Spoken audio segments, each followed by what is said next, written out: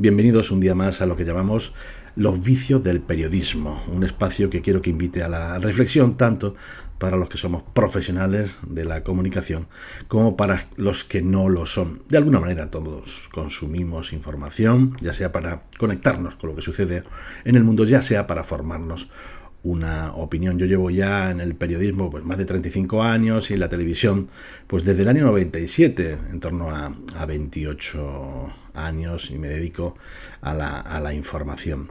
En este sentido, pues me gustaría hacer algunas reflexiones sobre los hechos y sobre todo sobre lo que interpretamos los periodistas de lo que ha sucedido. Tenemos una tendencia muy acusada a interpretar las cuestiones, los hechos, lo que sucede, en la frialdad de lo que ya ha pasado, a toro pasado. Somos, como dice aquel capitán, a posteriori. Cuando se analizan las cosas, cuando ya han sucedido, es muy fácil hacer interpretaciones. De pronto esas interpretaciones parecen lógicas, coherentes y ordenadas.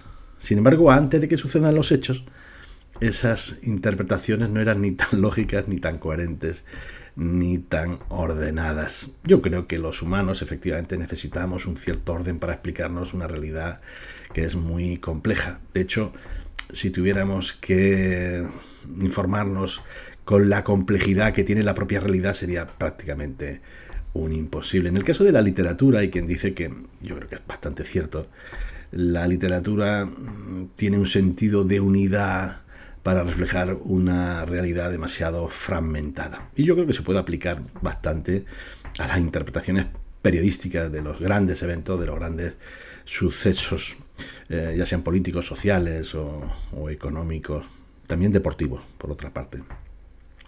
Pero una cosa es, digamos, acotar la realidad para crear relatos que nos hagan entenderla del modo más fácil posible. Y otra cosa es ser ventajista y poner sobre la mesa teorías que expliquen una realidad que en realidad no se conoce. Me hace mucha gracia pues cuando los periodistas y los tertulianos pues abordan pues hechos como las elecciones de Aragón, ¿no? Y explican las tácticas, las estrategias, por qué han fallado, por qué no han fallado, cuáles las consecuencias de lo que ha habido.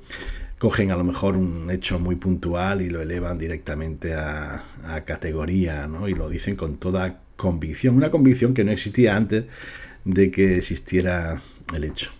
En economía pues se dice que, claro, que el economista perfecto es aquel que no pronostica lo que va a suceder, los fenómenos económicos, sino que ya analiza con los datos sobre la mesa lo que ha ocurrido. Así es muy fácil. Es la teoría del capitán a posteriori. Es muy fácil, a toro pasado, recoger la realidad. En general se aborda, se intenta, a veces con teorías muy disparatadas, pero bueno, ahí está. En deportes yo creo que se ve de una manera muchísimo más clara, ¿no? Los comentaristas deportivos están haciendo un análisis determinado, pongamos un equipo que está jugando bien y que está controlando un partido y de pronto recibe un gol. Y entonces, pues de pronto todo lo que eran virtudes en ese equipo, aciertos del entrenador, de los jugadores, se vuelve en contra de ellos mismos y el comentarista de pronto ha encontrado 1000 errores, 1000 defectos en la estrategia, en la táctica de juego, en las decisiones del entrenador, en los cambios del entrenador.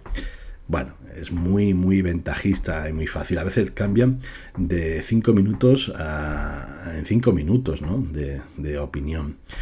Quien ha jugado al fútbol y quien ha visto fútbol, yo por fortuna he jugado mucho al fútbol, pues sabemos que el fútbol es un misterio, que es algo prácticamente insondable. Es verdad que hay... es verdad que los equipos que tienen más inversión pues van a estar siempre arriba en la tabla, ¿no? Pero el fútbol tiene sus misterios y el otro día veíamos cómo el Atlético de Madrid goleaba en la Cartuja, aquí en Sevilla, goleaba al Betis por 5-0 en la Copa del Rey, y unos días después, en la Liga, ya en Madrid, en el Metropolitano, era el Betis quien ganaba el partido. ¿Quién se explica eso? Pues solo los que saben que el fútbol es una incertidumbre y que, como la realidad que abordan los periodistas de informativos, pues es terriblemente compleja y variada.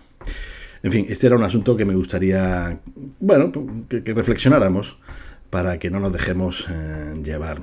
Otra cuestión que también me importa es cuando en las tertulias, los análisis que se dan después de los sucesos, nadie pregunta cuestiones que son completamente esenciales, cuestiones que van, digamos, merodeando en la mente de cualquier espectador, y que los periodistas, agarrados a lo que han publicado los teletipos, los medios mismos o los digitales, por cierto en auge, que tienen una gran presencia ya mediática, pues han difundido.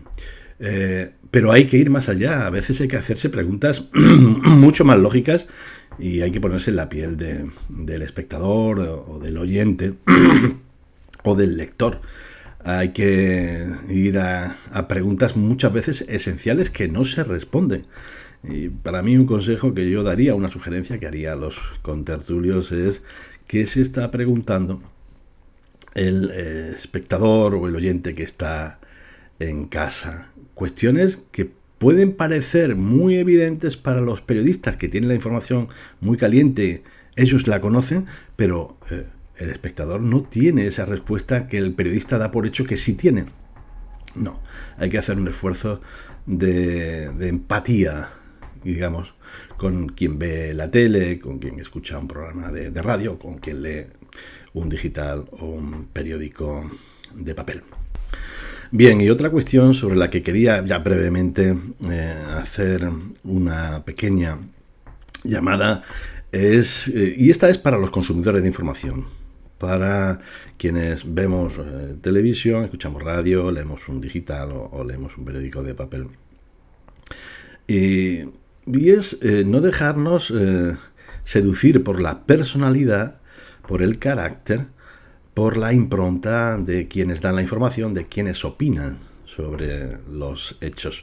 Muchas veces los periodistas, algunos de ellos, colaboradores, tertulianos, dejan que su personalidad aparezca en primer plano por encima de la información y pasan toda la información que van lanzando por su propio punto de vista, pero no en el sentido más noble, sino que si uno es especialmente pesimista, pues va a proyectar una visión muy pesimista de la realidad, muy oscura. El que es muy optimista puede proyectarla en sentido contrario. Por tanto, estar siempre atentos a la personalidad del propio informante, del propio contertulio. El espectador tiene que saber que muchas veces esa información está filtrada por una visión muy personal de las cosas.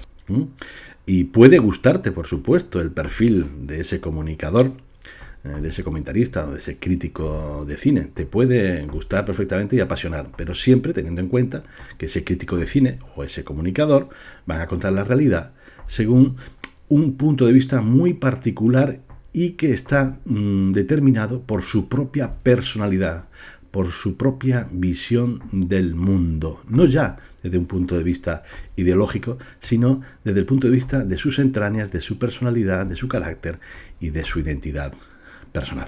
Bueno, esto era todo. Nos vemos en la próxima, aquí en Los vicios del periodismo.